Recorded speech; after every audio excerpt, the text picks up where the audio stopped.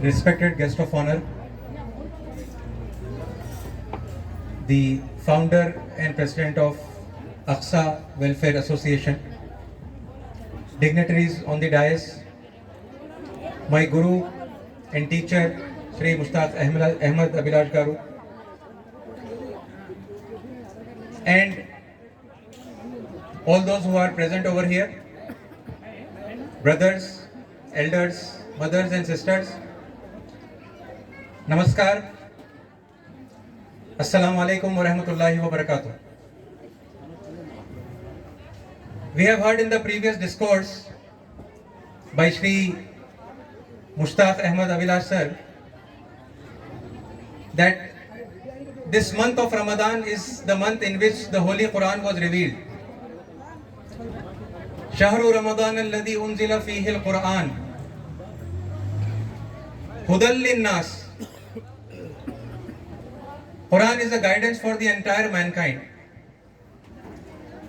Now when we say that Quran is a guidance, it will also mean that the Quran will present solutions for the problems of mankind.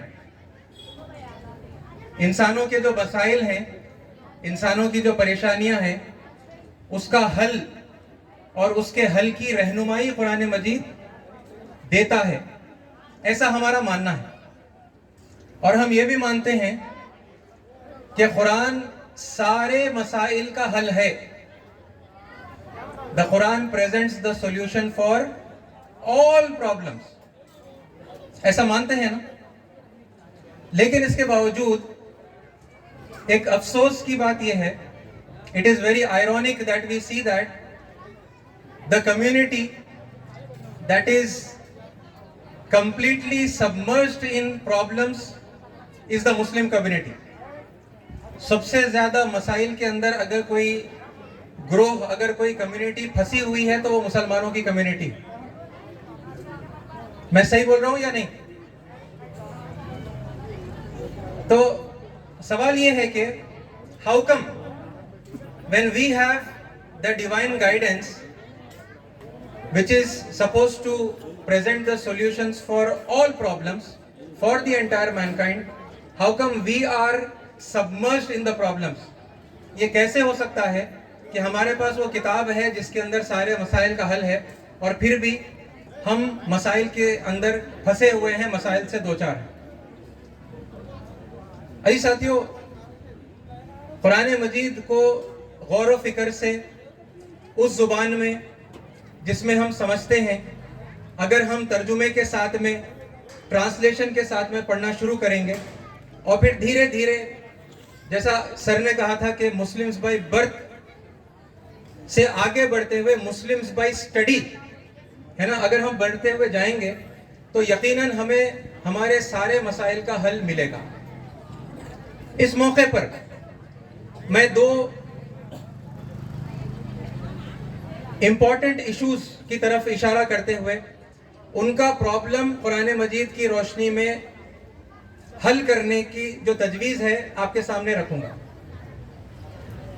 देखिए, इस वक्त आप ये देख रहे हैं हमारे मुल्क के अंदर, you can see that the polarity is increasing, the divide between the Hindus and Muslims and the other religious communities is continuously increasing, है ना। मजहबी जो ग्रोह है उनके अंदर दूरियां बढ़ती चली जा रही हैं।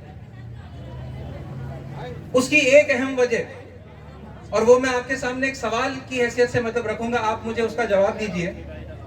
देखिए, अल्लाह ताला ने कुरान में जितने पैगंबरों का जिक्र किया, all the prophets, each and every single prophet that is mentioned in the Holy Quran, when they addressed their people, जब उन्होंने दावत दी, लोगों से बातचीत की, तो क्या उन्होंने उन लोगों को जो अल्लाह के अलावा परमेश्वर, आदि शक्ति, यहोवा, ये सब ऊपर वाले के खूबसूरत नाम हैं अलग अलग जबानों में, उसके अलावा जो लोग दूसरों की इबादत कर रहे थे, यानी शिर्क कर रहे थे, तो ऐसे शिर्क करने वालों को पैगंबरों ने गैर कौम कहा या मेरी कौम, हमारी कौम कहा? क्या कहा, जरा बताइए, क्या कहकर मुखातिब किया? غیر قوم کہا یا اے میری قوم کہا؟ جی میری قوم، اے میری قوم، او مائی نیشن، یہ تھا ہر پیغمبر کا اپنی قوم سے مخاطب کرنے کا انداز، اور یہ الفاظ ساری اپنائیت کے ساتھ میں. اس کی ایک مثال آپ کے سامنے رکھوں کیونکہ وقت بہت کم ہے. قرآن مجید میں اللہ فرماتا ہے اعوذ باللہ من الشیطان الرجیم کذبت قوم نوح المرسلین. یہ اللہ فرما رہا ہے نوح کی قوم نے رسولوں کو جھٹلا دیا. کس کی قوم نے؟ نوح کی قوم نے. یہ جو قوم ہے جو جھٹلا رہی ہے, the people who are denouncing and rejecting the prophets and the messengers, they are Nuh's nation. Nuh's nation denied or rejected the prophets. نوح کی قوم نے رسولوں کو جھٹلایا. اذ قال لهم اخوهم نوح الا تتقون. جبکہ ان کے بھائی نوح نے ان سے کہا کیا تم ڈرتے نہیں؟ کیا تم اللہ سے تقوی اختیار نہیں کرتے؟ یہ لوگ جو جھٹلا رہے ہیں ان کا بھائی ہے نوح. Nuh is the brother of the people who are rejecting the truth. Who is calling Nuh as the brother of these rejectors? یہ جھٹلانے والوں کا بھائی بول کے یہ بات کون بتا رہا ہے؟ یہ بات بتا رہا ہے اللہ.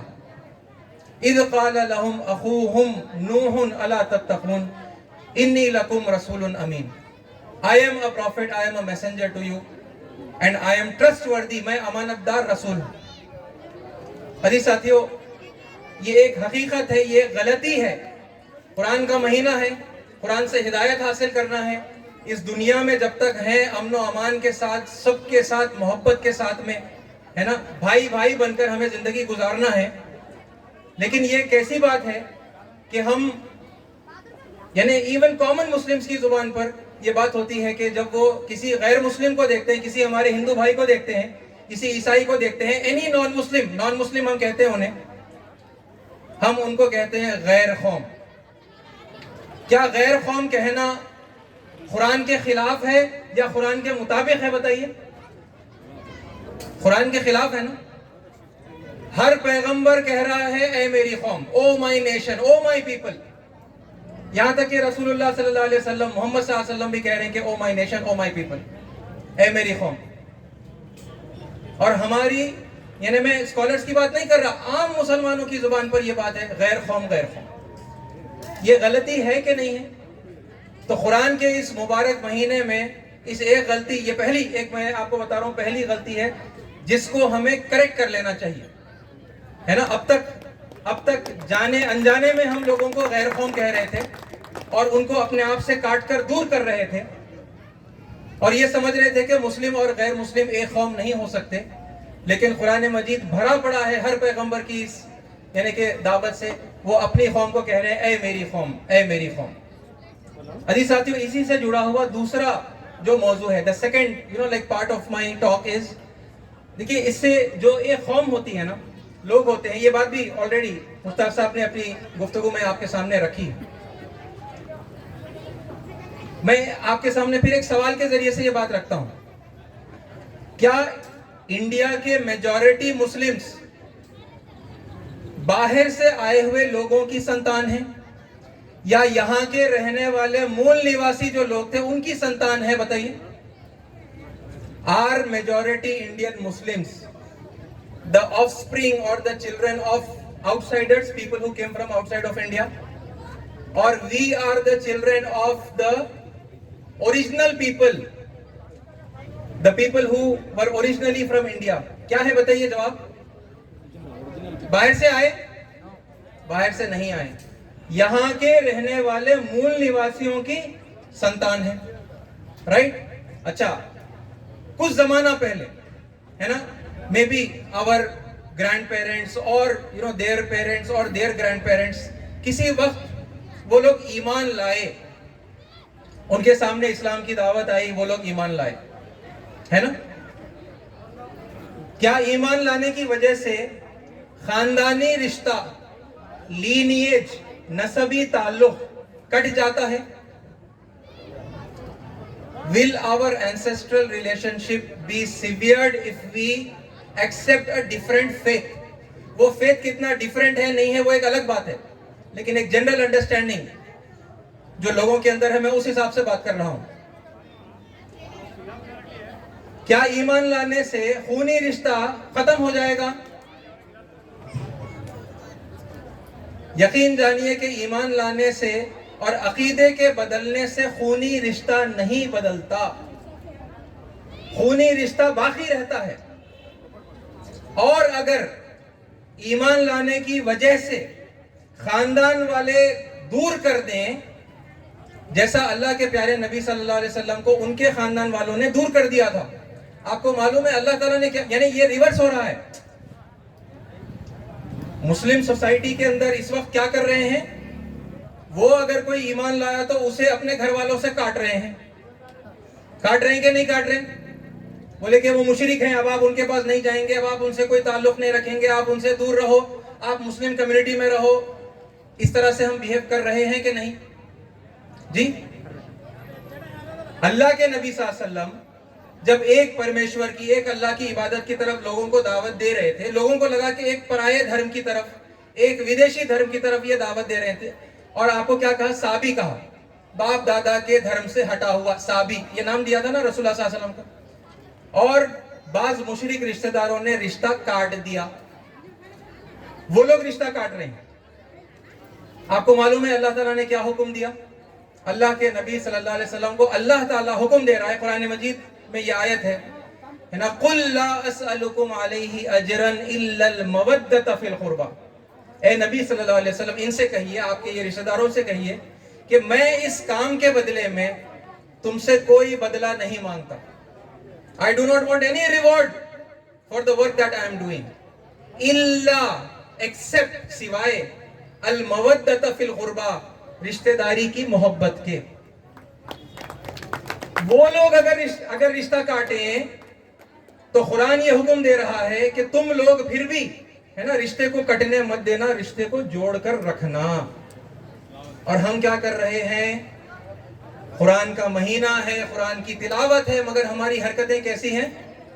قرآن مجید کے خلاف ہم جا رہے ہیں. آپ بتائیے, قرآن کے خلاف رویہ اختیار کریں گے تو پھر دنیا کے اندر امن و امان آئے گی, ہماری زندگی کے اندر سکون آئے گا, کوئی تحفظ اور کوئی حفاظت جو ہے ہماری ہوگی؟ نہیں ہوگی. بلکہ کیا ہوگا؟ قرآن کے خلاف جانے کی وجہ سے اللہ تعالیٰ غضبناک ہوگا, اللہ تعالیٰ ناراض ہوگا. اور یہی یعنی کہ ان بنیادی وجوہات میں سے ہے جس کی وجہ سے اس وقت ہندوستان میں مسلمان جگہ جگہ پر پریشان ہو رہا ہے. یہ غلطی میں آپ کو سمجھا پایا؟ عقیدہ بدلنے سے, اگر عقیدہ بدلا تو ہے نا, عقیدہ بدلنے سے رشتہ داری کے جو تعلقات ہیں, خون کے جو رشتے ہیں وہ نہیں ٹوٹتے. اور اگر کوئی ٹوٹتا ہے تو مسلمانوں کو اللہ تعالیٰ نے یہ حکم دیا ہے کہ وہ ان رشتوں کو جوڑیں. اور پھر دوسری ایک الگ بات کہ یہ جو دین ہے, یہ جو دھرم ہے نا, میں پھر آپ سے سوال کر لیتا ہوں, کیا محمد صلی اللہ علیہ وسلم اسلام کے فاؤنڈر ہیں یا اسلام کے آخری پیغمبر ہیں؟ جی, اسلام کے آخری پیغمبر ہیں. تو آخر میں آنے والے فاؤنڈر نہیں ہوتے نا, فاؤنڈر نہیں ہوتے. فاؤنڈر کون ہوتا ہے؟ فاؤنڈر وہ ہوتا ہے جس نے شروعات کی. اچھا, دین اسلام کی شروعات کس نے کی؟ مسلمانوں کے حساب سے دین اسلام کی شروعات کس نے کی؟ سب سے پہلے پیغمبر کون ہے؟ سب سے پہلے نبی کون ہے؟ حضرت آدم علیہ السلام. یعنی سب سے پہلے آدمی آدم علیہ السلام اور پھر ان کی اہلیہ حضرت حوا, فرسٹ کپل جن سے ساری انسانیت چل پڑی. انہی دونوں کو یعنی کہ نام کے تھوڑے سے مختلف پروننسیشن کے ساتھ میں ایڈم اینڈ ایو کے نام سے عیسائی اور یہودی اسی جوڑے کو یاد کرتے ہیں. اور آپ پھر اپنے کسی بھی ہندو بھائی یا ہندو بہن سے پوچھئے کہ آدی دمپت کون ہے؟ آدی دمپت کا مطلب فرسٹ کپل, سب سے پہلا انسانی جوڑا. وہ جو مہارشی ہیں وہ سادھارن نہیں ہے, وہ عام نہیں ہے, وہ آدि دمپت جن کی ساری مانوتا جو ہے ان کی اولاد ہے, ان کی سنتان ہے, وہ آپ کو کیا بتائیں گے؟ شیوا پاروتی. اب یہ کیا تین الگ الگ جوڑیاں ہیں یا ایک ہی جوڑی ہے جسے ہم آدم اور ہوا کہہ رہے ہیں, ایڈم اینڈ ایو کہہ رہے ہیں, یا پھر شیوا پاروتی کہہ رہے ہیں؟ ایک ہی جوڑی ہے نا. یعنی یہ ایک اور رشتہ ہے نا ہمارا جوڑنے کا. اور ہم اپنی لینگویج میں کہہ رہے ہیں کہ بھئی اسلام کے سب سے پیغمبر جو ہے حضرت آدم علیہ السلام. اچھا, حضرت آدم علیہ السلام کو جب جنت سے زمین پر اتارا گیا تو دنیا میں کس مقام پر اتارا گیا کیا آپ جانتے ہیں؟ سرزمین ہند میں اتارا گیا, بھارت میں اتارا گیا. اور وہ اگر اسلام کے, یعنی عربی میں جسے ہم اسلام کہہ رہے ہیں, اسلام کا مطلب سمرپن, شرن میں آنا, سبمیشن, بیکمنگ اوبیڈینٹ ہے نا, فرما بردار بن جانے کو اسلام, عربی کے اندر اسلام کہتے ہیں. اور ایسا کرنے والے انسان کو مسلم کہتے ہیں. جو اوبیڈینٹ بن گیا, جس نے سرنڈر کر دیا, وہ جو شرن میں آ گیا. تو یہ جو دین ہے یہ ہمیشہ سے وہی رہا, وہ ایک ہی دھرم رہا, ایک ہی دین رہا. اور اللہ تعالیٰ اس بات کو قرآن مجید میں یوں واضح کرتا ہے کہ شرع لکم من الدین ما وصی بہ نوح. اے نبی صلی اللہ علیہ وسلم, او prophet Muhammad, we have given you the same way of life. ہم نے آپ کے لیے دین کا وہی طریقہ مقرر کیا ہے جو ہم نے اس سے پہلے مہارشی نوح کو عطا کیا تھا. نوح علیہ السلام کون ہیں؟ ہندوستان کے بہت بڑے رشی منو, مہاجل پلاون والے منو, جن کا تذکرہ بھوشیہ پران کے اندر اور دوسرے ہندو جو ہے اسکرپچرز کے اندر ملتا ہے.